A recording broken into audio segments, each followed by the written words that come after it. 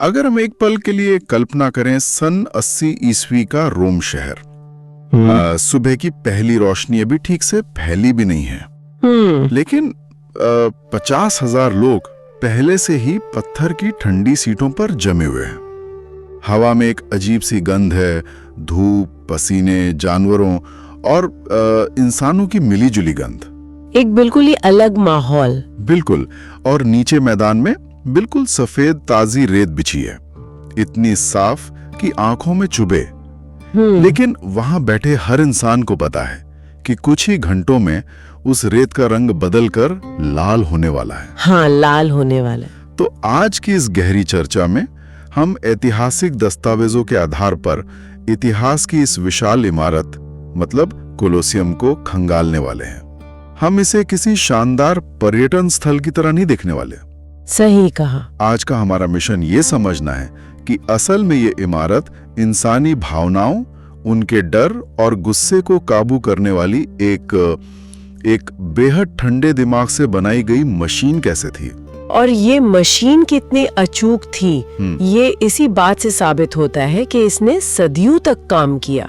देखिए, रोमन राजनेताओं का एक बहुत ही स्पष्ट सिद्धांत था जिसे वो पैनम एट सिरकंसिस कहते थे। पैनम एट सिरकंसिस, इसका मतलब रोटी और तमाशा है ना? बिल्कुल, रोटी और तमाशा। ये सिर्फ एक मुहावरा नहीं था, बल्कि शासन करने का एक पूरा का पूरा मॉडल था। उनका मानना था कि अगर जनता को मुफ्त का अनाज मिलता रहे और उनका दिमाग किसी भव्य तमाशे में उलझा रहे तो वो कभी सत्ता से सवाल नहीं पूछते। मतलब उनका ध्यान भटकाए रखो। हाँ, वे कभी बगावत नहीं करते। कोलोसियम असल में कोई मनोरंजन केंद्र था ही नहीं, वो नागरिक असंतोष को दबाने और सत्ता की ताकत दिखाने का एक बहुत ही कूटनीतिक और क्रूर हथियार था। और यही बात मुझे सबसे ज्यादा हैरान करती है। मतलब एक ऐसा हथियार जो देखने में एक स्टेडियम लगता हो। लेकिन मेरे दिमाग में शुरुआत से एक सवाल घूम रहा है। क्या सवाल?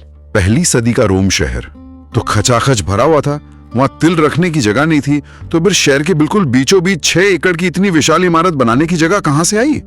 इस सवाल का जवाब रोम के सबसे कुख्यात सम्राटों में से एक नीरो से जुड़ा है। नीरो के बारे में तो आपने सुना ही होगा। हाँ, वही नीरो जो रोम के जलने पर चैन से बांसुरी बजा रहा था। बिल्कुल। रोम की उस भयानक आग के बाद नीरो ने उस जली हुई जमीन पर अपने लिए एक विशाल और भव्य महल बनवाया था जिसे डोमस ओरिया या सुनहरा घर कहा जाता था। अच्छा। और उस महल के बीचों बीच एक बहुत बड़ी कृत्रिम झील भी थी। नीरो ने आम जनता की जमीन छीनकर अपनी विलासिता के लिए ये सब किया था। लेकिन जब नीरो का अंत हुआ और कुछ समय बाद वेस्पेशियन नाम का नया सम्राट सत्ता में आया तो उसने एक बहुत ही चतुर चाल चली। कैसी चाल? मतलब उसने क्या किया? वेस्पेशियन को पता था कि जनता नीरो से नफरत करती थी, इसलिए उसने नीरो के उस आलीशान महल को तुड़वा दिया। उसने उस विशाल कृत्रिम झील को मिट्टी से भरवा दिया और ठीक उसी जगह पर कोलोसियम बनवाने का आदेश दिया। अरे बाप रे। हाँ, वेस्पेशियन रोम की जनता को ये संदेश दे रहा था कि नीरो ने जो जमीन तुमसे छीनी थी वो मैं तुम्हें एक भव्य स्टेडियम के रूप में वापस लौटा रहा हूँ। क्या बात है। हाँ। मतलब ये तो आज के हिसाब से एक गजब का पिया स्टंट था। अगर हम सोच कर देखें कि आज के समय में कोई क्रूर तानाशाह अपने लिए एक महल बनवाए और जब कोई नया नेता आए तो वो उस महल को तोड़कर वहां एक विशाल पब्लिक पार्क या स्टेडियम बना दे। बिल्कुल। रातों रात वो नया नेता जनता का मसीहा बन जाएगा। लेकिन इस मसीहा बनने की कहानी के पीछे की सच्चाई बहुत काली थी। वो कैसे? कोलोसियम रोम की जनता के लिए जरूर था, लेकिन इसे बनाने वाले रोमन नहीं थे। सिर्फ 8 साल के छोटे से समय में इस 4 मंजिला 6 एकड़ की इमारत को खड़ा करने के लिए भारी श्रम की जरूरत थी। और ये श्रम आया जेरूसलम से। अच्छा, जेरूसलम से। हाँ, जेरूसलम की लड़ाई जीतने के बाद रोमनों ने हजारों यहूदियों को बंदी बना लिया था। उन गुलामों को रोम लाया गया और दिन रात उनसे पत्थर तुड़वाए गए। यह इतिहास की कितनी डरावनी विडंबना है। मतलब जिन लोगों ने अपने घर, अपनी आजादी और अपने अस्तित्व के लिए लड़ाई लड़ी, उन्हें गुलाम बनाकर लाया गया और उन्हीं के हाथों से वो विशाल पिंजरा बनवाया गया जहां भविष्य में उन जैसों को ही मरने के लिए भेजा जाना था। और सिर्फ पिंजरा ही नहीं, ये सामाजिक नियंत्रण की एक शानदार इंजीनियरिंग भी थी।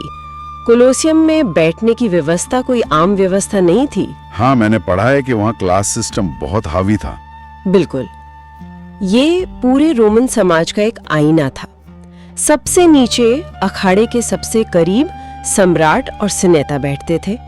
उनके ऊपर अमीर व्यापारी, फिर आम नागरिक और सबसे ऊपर की खराब सीटों पर गरीब गुलाम और महिलाएं। मतलब समाज का पूरा ढांचा ही सीटों में बांट दिया गया था। हाँ, जब एक आम गरीब रोमन अपनी सीट पर बैठकर नीचे अमीर सिनेटरों और सम्राट को एक ही जगह पर देखता था, तो उसे महसूस होता था कि वो भी इस महान रोमन साम्राज्य का एक अहम हिस्सा है। एक तरह का मनोवैज्ञानिक खेल। बिल्कुल, यह उसे एक झूठा एहसास दिलाता था कि सत्ता और जनता के बीच एक जुड़ाव है। कमाल का मनोविज्ञान है। इमारत से ही लोगों के दिमाग को कंट्रोल किया जा रहा था। खैर, अब उस भव्य इमारत की सीटों से निकलकर जरा नीचे उस अखाड़े की रेत पर आते हैं। हाँ, वो भी बहुत दिलचस्प है। हॉलीवुड की फिल्मों ने हमारे दिमाग में ग्लैडिएटर की एक बहुत ही चमकदार छवि बना दी है। मस्कुलर हीरो जो अपने सम्मान के लिए लड़ते हैं। लेकिन मुझे लगता है कि असलियत इससे काफी अलग रही होगी। आखिर किन लोग थे कौन? ज्यादातर ग्लैडिएटर समाज के सबसे निचले तबके से आते थे।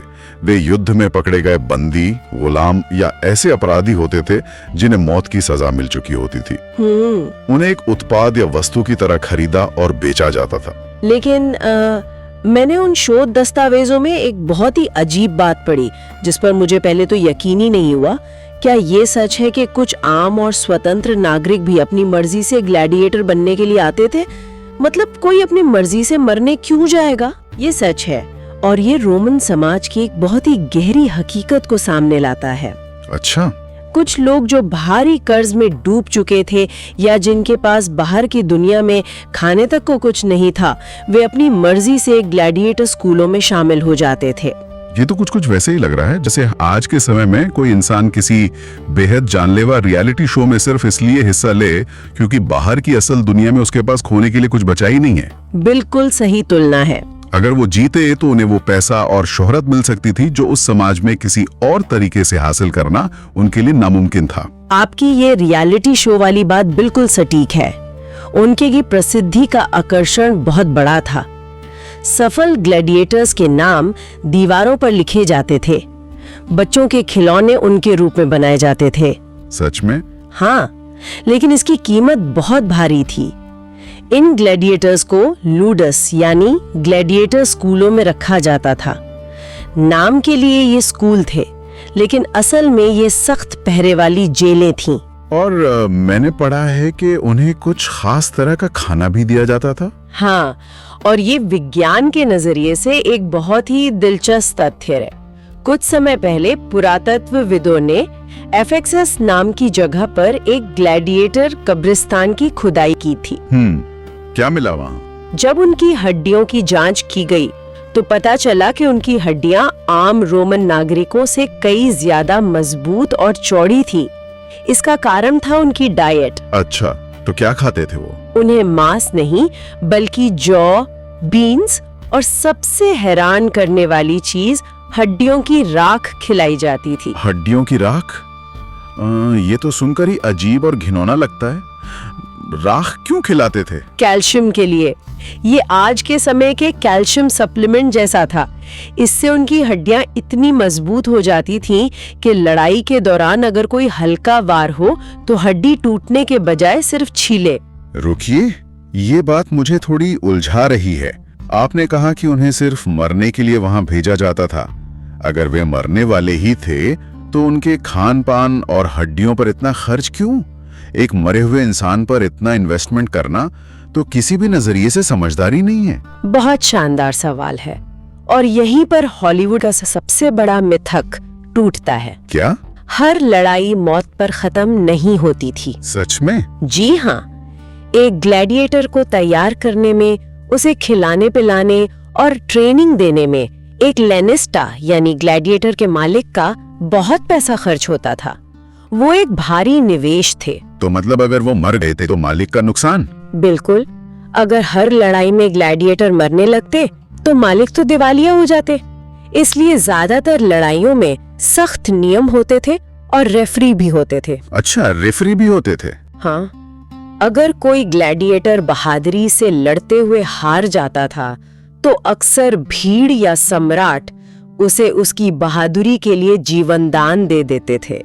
मौत सिर्फ तब होती थी जब कोई बहुत ही कायरता से लड़े या फिर आयोजक ने लड़ाई को जानबूझकर मौत तक तय किया हो। और उसके लिए उसे बहुत भारी कीमत चुकानी पड़ती होगी। बिल्कुल, भारी कीमत चुकानी पड़ती थी। ओ, मतलब ये असल में एक बहुत ही सोची समझी बिजनेस इंडस्ट्री थी। लेकिन फिर भी वो रात, लड़ाई से ठीक पहले वाली रात का विचार ही सिहरन पैदा कर देता है। दस्तावेजों में इसे क्रेना लिबेरा कहा गया है। हाँ, वो आखिरी रात। उस रात उन्हें जो चाहे खाने पीने की छूट होती थी। लोग उन्हें देखने आते थे। कितनी अजीब बात है, वो ग्लैडिएटर जानते थे कि शायद ये उनके जीवन का आखिरी भोजन है। और अगली सुबह जब वो मैदान में उतरते थे तो वो मशहूर वाक्य बोलते थे, हे सम्राट, जो मरने वाले हैं वो तुम्हें नमस्कार करते हैं। हाँ, लेकिन इस पूरे खेल का असली डरावना हिस्सा वो ग्लैडिएटर नहीं थे, बल्कि दर्शक थे। बिल्कुल सही। अखाड़े में होने वाली लड़ाइयों को मनोवैज्ञानिक तरीके से डिजाइन किया जाता था। जैसे एक ग्लैडिएटर को सिर से पैर तक भारी कवच, बड़ी ढाल और तलवार दी जाती थी। लेकिन उसके विरोधी को सिर्फ एक जाल और एक त्रिशूल दिया जाता था। उसके शरीर पर कोई कवच नहीं होता था। ये तो बिल्कुल बेईमानी है। कोई सिर्फ एक जाल और त्रिशूल लेकर भारी हथियारों वाले से कैसे जीत सकता है? यही तो चाल थी। भारी हथियारों वाला ताकतवर था लेकिन धीमा था। जाल वाला कमजोर था लेकिन बेहद फुर्तीला था। अच्छा, मतलब बैलेंस बनाया जाता था। हाँ, ये सिर्फ हथियारों की लड़ाई नहीं थी, ये ताकत बनाम फुर्ती और बचाव बनाम चालाकी का एक मनोवैज्ञानिक द्वंद्व था। दर्शक इस अनिश्चितता का मजा लेते थे। इसी बात पर मेरे दिमाग में एक बहुत गहरी उलझन पैदा होती है। वो 50,000 लोग जो दर्शक दीर्घा में बैठे थे, जो इस खूनी खेल का मजा ले रहे थे, क्या वे सब पैदाइशी दानव थे? नहीं, बिल्कुल नहीं। वे आम इंसान थे। वो सुबह उठकर बाजार जाते होंगे, अपने बच्चों के साथ खेलते होंगे, आम जिंदगी जीते होंगे, और फिर दोपहर को वो किसी इंसान के शरीर को कटते हुए देखकर, खून के फव्वारे छूटते देखकर खुशी से तालियां बजाते थे। इंसान की ये फितरत मेरी समझ से बाहर है। देखिए, ये मनोविज्ञान का एक बहुत ही अंधकारमय पहलू है। वो कैसे? कोलोसियम असल में लोगों को एक बहुत ही सुरक्षित दूरी से खतरे को महसूस करने की आजादी देता था। जब हम सुरक्षित बैठकर किसी दूसरे को मौत के मुंह में जाते देखते हैं तो दिमाग में एड्रेनलिन रिलीज होता है और साथ ही एक अजीब सी राहत भी महसूस होती है कि मैं सुरक्षित हूँ, वो मेरी जगह नहीं है। ये तो ठीक है, लेकिन क्या वो लोग रोजाना एक ही तरह की तलवारबाजी देखकर बोर नहीं हो जाते थे? सत्ता को तो उन्हें हमेशा चौंकाना था, तो वे इसे और रोमांचक कैसे बनाते थे? इसके लिए वे दुनिया भर से विदेशी जानवर मंगवाते थे, शेर, बाघ, भालू, गैंडे, और इसके लिए कोलोसियम के अखाड़े के नीचे एक पूरी की पूरी भूमिगत दुनिया बनाई गई थी। अच्छा, जिसे हाइपोजियम कहते थे। ये अंधेरी सुरंगों और पिंजरों का एक जाल था। मैंने पढ़ा है कि वहाँ लकड़ियों के लिफ्ट और पुली लगे हुए थे। बिल्कुल, उन लिफ्टों को गुलाम हाथ से खींचते थे। सोचिए, अखाड़े में रेत पर लड़ाई चल रही है और अचानक जैसे किसी जादू से एक खुफिया दरवाजा खुलता है और सीधे एक भूखा शेर बाहर छलांग लगा देता है। अरे बाप रे! दर्शकों के लिए ये किसी जादुई चमत्कार से कम नहीं था। ये तो वाकई हैरान करने वाला है। लेकिन एक मिनट, मैंने एक और चीज पढ़ी थी जो मुझे इंजीनियरिंग की नजरिए से बिल्कुल असंभव लगती है। क्या ये सच है कि वो पूरे कोलोसियम को पानी से भरकर उसमें असली जहाजों की लड़ाई करवाते थे? हाँ, सच है। इसे नाउमाकिया कहा जाता था और ये रोमन इंजीनियरिंग की चरम सीमा थी। लेकिन कैसे? मतलब उस जमाने में तो कोई बिजली या आधुनिक मोटर पंप नहीं होते थे। 2000 साल पहले इतने विशाल स्टेडियम में लाखों लीटर पानी कैसे भरा जा सकता था? और फिर उसे निकाला कैसे जाता था? ये पूरा खेल रोम के प्रसिद्ध एक्वाडक्ट सिस्टम यानी जल सेतुओं का था। रोमनों ने पानी को मीलों दूर से गुरुत्वाकर्षण के जरिए शहर तक लाने की तकनीक में महारत हासिल कर ली थी। कोलोसियम को भरने के लिए वे पास के एक एक्वाडक्ट से पानी का रास्ता मोड़ देते थे। शीशे और सीसे के बने पाइपों के एक जटिल नेटवर्क के जरिए पानी को कोलोसियम के बेसमेंट में छोड़ा जाता था। और अखाड़े की वो लकड़ी की फर्श और रेत, उसका क्या होता था? उसे पहले ही हटा दिया जाता था। इस पूरी प्रक्रिया में कई दिन लगते थे। जब पानी भर जाता तो उसमें असली नावें उतारी जाती थीं। नावों पर असली सैनिक होते थे, वो एक दूसरे पर हमला करते थे, जहाज डुबोए जाते थे और लोग सचमुच उस पानी में डूबकर मरते थे। सिर्फ मनोरंजन के लिए? हाँ, ये सब सिर्फ इसलिए किया जाता था ताकि दर्शक एक पल के लिए भी बोर न हो। और जब खेल खत्म हो जाता तो स्टेडियम के नीचे बनी ढलान वाली विशाल नालियों को खोल दिया जाता था। और सारा पानी सीवर में? बिल्कुल, सारा पानी सीधे रोम की मुख्य सीवर लाइन में बह जाता था। क्या इसने कभी खुद सम्राटों पर असर नहीं डाला? मेरा मतलब है, अगर आप हर दिन मौत का तमाशा सजाएंगे तो कभी ना कभी तो वो पागलपन आपके अपने दिमाग में घुसेगा ही। बिल्कुल घुसा, और इसका सबसे सटीक और डरावना उदाहरण है सम्राट कॉमोडस। हाँ, मार्कस ऑरेलियस का बेटा, मतलब महान दार्शनिक पिता का बिगड़ा हुआ बेटा। कॉमोडस को सत्ता और इन खेलों का ऐसा नशा चढ़ा कि उसका दिमाग पूरी तरह से वास्तविकता से कट गया। वो खुद को रोम का सम्राट नहीं बल्कि साक्षात हर्क्यूलिस भगवान मानने लगा। हर्क्यूलिस भगवान? हाँ, उसने शेर की खाल पहनी शुरू कर दी और हाथ में एक भारी गदा लेकर घूमने लगा। और फिर उसने वो किया जो रोमन इतिहास में किसी सम्राट ने करने की हिम्मत नहीं की थी।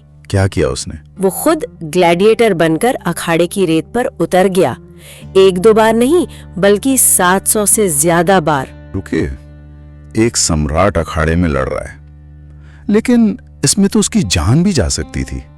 अगर किसी ग्लैडिएटर ने गलती से भी उसे मार दिया होता तो? यही तो इस पूरे नाटक का सबसे शर्मनाक हिस्सा था। कॉमोडस जिन ग्लैडिएटर्स के सामने लड़ने उतरता था उन्हें असली लोहे की तलवारें दी ही नहीं जाती थीं। अच्छा, तो फिर क्या दिया जाता था?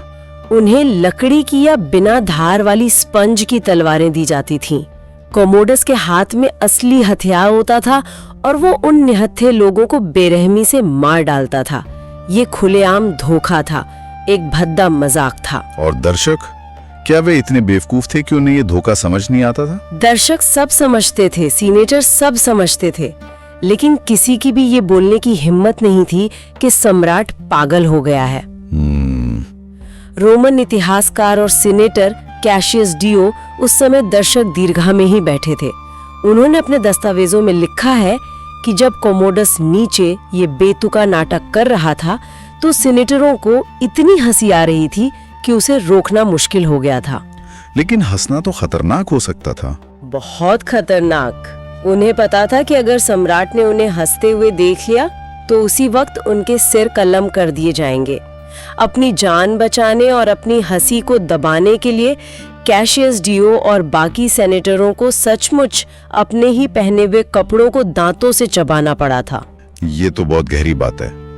जब सत्ता का नशा पागलपन की हद तक पहुंच जाता है तो बड़े बड़े बुद्धिजीवी और ताकतवर लोग भी कैसे बेबस हो जाते हैं। लेकिन कॉमोडस का अंत कैसे हुआ? क्या वो उसी अखाड़े में मारा गया? नहीं, उसका अंत बहुत ही अजीब और दयनीय था। जो इंसान खुद को भगवान मानता था उसकी मौत अखाड़े की रेत पर किसी वीर की तरह नहीं हुई। तो कैसे हुई? उसे उसी के महल के बाथटब में मारा गया। पहले उसके करीबियों ने उसे जहर दिया, लेकिन जब वो बच गया तो नार्कसिस नाम के उसी के निजी ट्रेनर ने उसे बाथटब में डुबोकर मार डाला। अपने ही ट्रेनर के हाथों? हाँ, और उसके मरने के बाद सीनेट ने उस पर दामनात्यो मेमोराया लागू कर दिया। इसका मतलब था स्मृतियों का अभिशाप। स्मृतियों का अभिशाप? हाँ, हर मूर्ति से उसका चेहरा तोड़ दिया गया, हर दस्तावेज से उसका नाम मिटा दिया गया। रोम ये भूल जाना चाहता था कि ऐसा कोई सम्राट कभी था भी। एक सम्राट को इतिहास से मिटा दिया गया, लेकिन वो मशीन नहीं रुकी। कोलोसियम का ये खूनी पहिया करीब 300 सालों तक चलता रहा। लाखों इंसान और अनगिनत जानवर उस रेत पर मारे गए। बिल्कुल। लेकिन फिर एक ऐसा पल आया जिसने इस सब पर ब्रेक लगा दिया। और हैरानी की बात यह है कि ये किसी बड़ी सेना या किसी नए सम्राट ने नहीं किया। हाँ। बदलाव अक्सर वहीं से आता है जहां से उसकी सबसे कम उम्मीद होती है। दस्तावेजों के मुताबिक सन 404 ईस्वी में टेलेमाकस नाम का एक साधारण भिक्षु रोम आया। वो कोलोसियम की भीड़ में बैठा था। जब उसने नीचे उस खून खराबे को देखा तो वो खुद को रोक नहीं पाया। वो अपनी सीट से उठा, सीधा अखाड़े की रेत पर कूद गया और लड़ते हुए ग्लैडिएटर्स के बीच खड़ा हो गया। और फिर क्या हुआ? उसने दोनों हाथों उठाकर चिल्लाते हुए इस खेल को रोकने की अपील की। लेकिन भीड़ को तो खून की लत लग चुकी थी। किसी के मजे में खलल डालना उन्हें कैसे बर्दाश्त होता? बिल्कुल, भीड़ पागल हो गई। उन्होंने अपनी सीटों से पत्थर और जो भी उनके हाथ में आया उस निहत्थे भिक्षु पर फेंकना शुरू कर दिया। उसे वहीं पत्थरों से मार मार कर खत्म कर दिया गया। कितनी दुखद घटना थी। हाँ, लेकिन उस एक घटना ने, उसे एक निहत्थे इंसान की मौत ने सम्राट और समाज पर इतना गहरा असर डाला कि कुछ ही समय बाद रोम में ग्लैडिएटर खेलों पर हमेशा के लिए आधिकारिक प्रतिबंध लगा दिया गया। कोलोसियम की रेत पर बहने वाला खून आखिरकार रुक गया। खून तो रुक गया, लेकिन यहाँ एक सवाल उठना लाजमी है। क्या? जब ये तमाशा बंद हुआ तो रोम का क्या हुआ? क्योंकि रोम रातों रात बाहरी दुश्मनों के सीधे हमले से नहीं गिरा था। तो फिर क्या हुआ रोम के साथ? जब सन 476 ईस्वी में रोमन साम्राज्य का पतन हुआ तो वो अंदर से पूरी तरह खोखला हो चुका था। 300 सालों तक रोटी और तमाशे की लत ने रोमन नागरिकों की सोचने, समझने, सवाल पूछने और संघर्ष करने की क्षमता को दीमक की तरह खा लिया था। गुस्सा, उनकी सारी ऊर्जा सिर्फ उस रेत पर बहने वाले खून को देखने में खर्च हो गई थी। जब असल परेशानियां सामने आई, जब अर्थव्यवस्था डगमगाई, जब बाहरी कबीलों ने वास्तव में हमले किए, तो उस सुन्न हो चुकी भीड़ के पास अपने ही साम्राज्य को बचाने की कोई इच्छा शक्ति बची ही नहीं थी। ये तो बहुत ही डरावना निष्कर्ष है। तो इस पूरी चर्चा का असल मतलब क्या निकलता है? आप ही बताइए। जब हम इन सारे पन्नों को एक साथ रख के देखते हैं तो ये साफ हो जाता है कि ये सिर्फ किसी पुराने शहर या कोलोसियम नाम की किसी ईंट पत्थर की इमारत की कहानी नहीं है। ये असल में इंसानी समाज की एक चेतावनी है। बिल्कुल सही। जब कोई भी समाज अपनी असली समस्याओं का सामना करने के बजाय खुद को किसी बड़े तमाशे में डुबो देता है, जब असली मुद्दों से ध्यान भटकाने के लिए लगातार शूर का सहारा लिया जाता है, तो उसका अंत रोम जैसा ही होता है। 100% सच। और अगर हम इसे आज के समय से जोड़कर देखें तो ये बात और भी ज्यादा चुभती है। वो कैसे? देखिए, 2000 साल पहले उस तमाशे को देखने के लिए लोगों को घर से निकलकर पत्थर की सीटों पर बैठना पड़ता था। वो तमाशे की स्क्रीन रेत की थी। लेकिन आज वो स्क्रीन सिमटकर हमारे हाथों में आ गई है। हाँ, डिजिटल दुनिया आज का नया कोलोसियम है। इंसान का स्वभाव आज भी नहीं बदला है। बिना खुद खतरे में पड़े दूसरों के जीवन के उतार चढ़ाव का मजा लेने की वो मानसिकता आज भी वही है। आज भी हम किसी के उठने पर और खासकर किसी के बुरी तरह गिरने पर उनके जीवन की त्रासदियों पर वैसी ही तालियां बजाते हैं, वैसे ही लाइक, शेयर और कमेंट करते हैं। ये एक ऐसा विचार है जो सीधा दिल पर वार करता है। आज के इस डिजिटल कोलोसियम को चलाने के लिए किसी नीरो या वेस्पेशियन की जरूरत नहीं है। इसके दरवाजे बाहर से बंद नहीं हैं, वे अंदर से बंद हैं। बिल्कुल। हम किसी के दबाव में नहीं, बल्कि खुद अपनी मर्जी से हर दिन हर घंटे इस तमाशे में दाखिल होते हैं। तो इस पूरी गहरी चर्चा के बाद हम एक ऐसा सवाल छोड़कर जा रहे हैं जिस पर वाकई गहराई से सोचने की जरूरत है। अगर वो स्क्रीन लगातार हमारे हाथों में है, तो क्या इस आधुनिक तमाशे में हम खुद ही दर्शक दीर्घा में बैठे लोग हैं? क्या हम खुद ही वो नियंत्रण करने वाले सम्राट हैं?